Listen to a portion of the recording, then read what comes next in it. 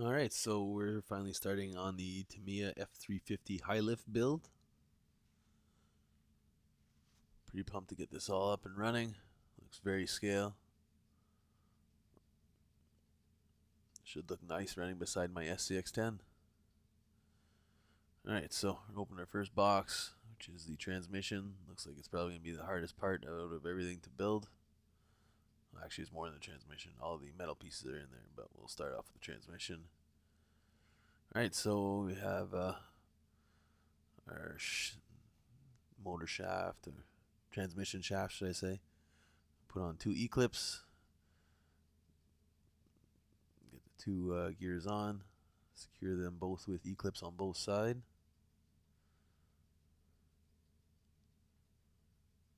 And now to the second shaft.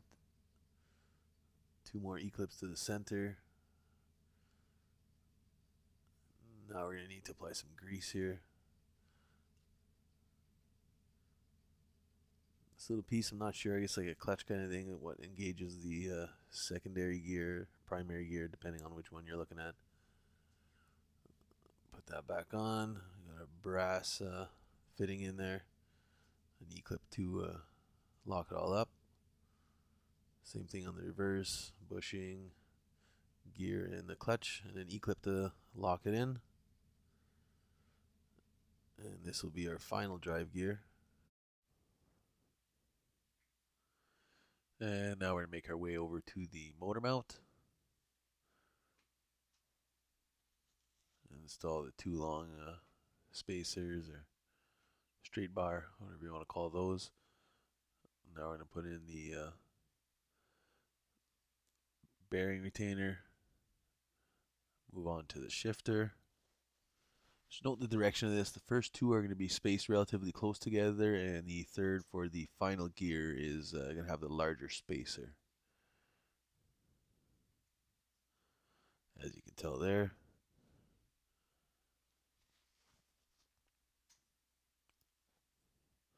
Alright, so install the transmission pieces, all our gears. Make sure the retainer is on the opposite side of the other motor mount. Make sure the shifting linkages is pushing into those little clutch packs, or whatever you want to call those. Thread lock anything that's metal in the metal. Make sure it doesn't back off, because this is going to be a pain to get at afterwards. Secure everything together. Put in the one side of the housing. Make sure to drop in the two nuts. It's going to allow you to lock everything in.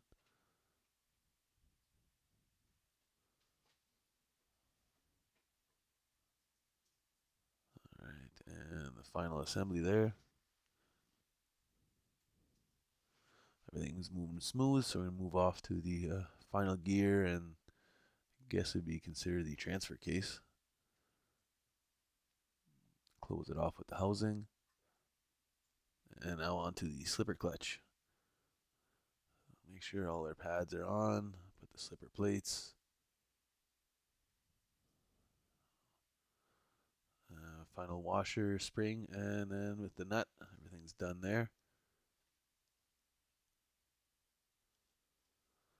So now just secure the motor in. Put it in snug for now, because until you get that pinion tightened up.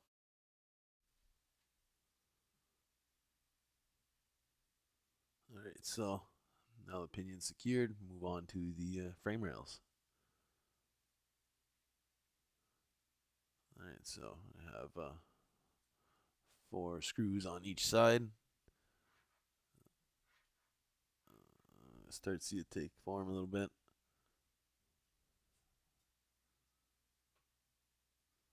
Alright, so now we have a brace for the chassis, cross member.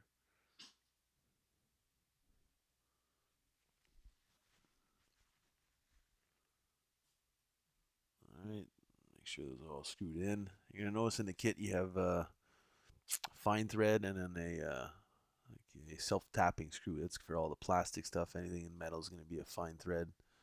And don't forget to apply thread lock to that as well. So here we got the leaf spring retainers. Alright, final one here, and we're going to be ready to move off to the upper shock mount. 2 screws in there, secure them on both sides, and the cross member piece here ties up the front. Now we're ready to move off to the rear. Same thing here, the upper shock mount, the leaf spring retainer, and the final cross member piece for the back.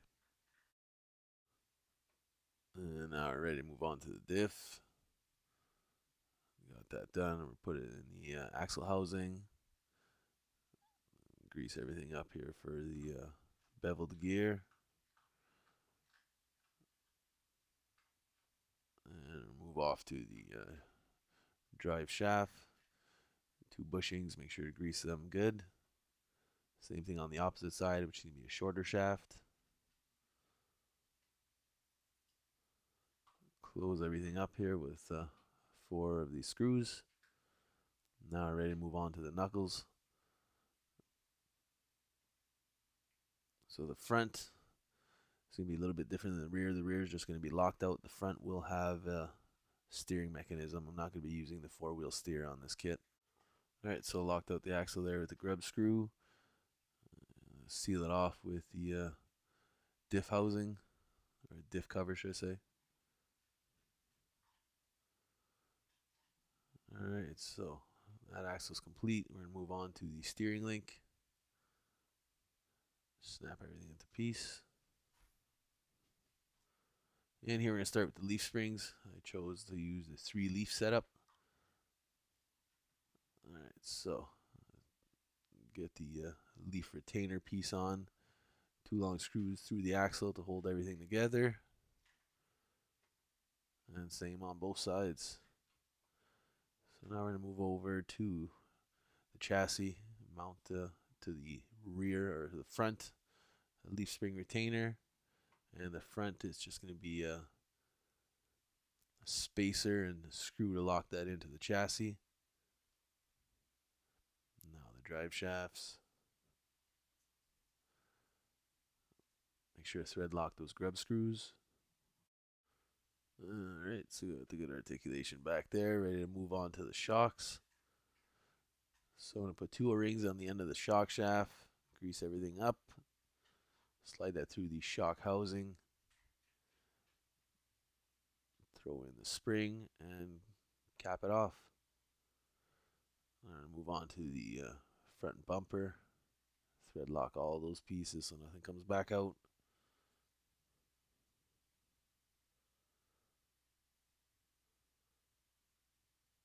And do the same with the opposite side.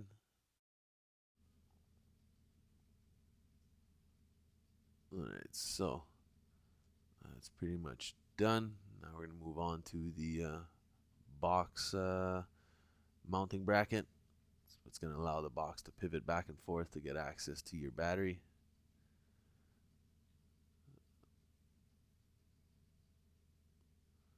Now we're going to move on to the shocks. I have a spacer, 2 rubber grommets, bottom and top. Alright, so now we're going to move on to installing the bumper. Now the servo mounting bracket. I'm just going to secure that to the side of the chassis. Alright, so that's secure. Tuck away the leads and move on to the shifting servo up front. Next is the bell crank for the steering. Secure the link front and back. Alright, and now do the same for the shifting servo. Now we're building the battery retainer, or the front piece anyways, the spring-loaded door or hatch that's going to allow the battery to slide in and out. Secure that to the frame. And here we have 2 long metal spacers and the closed end of the battery compartment. Alright, so 2 screws on this side.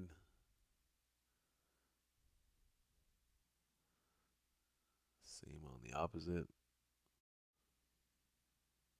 And now we're ready to move on to the skid plate. So we're going to install the plastic mounting bracket and the aluminum skid itself. And 4 screws should secure that.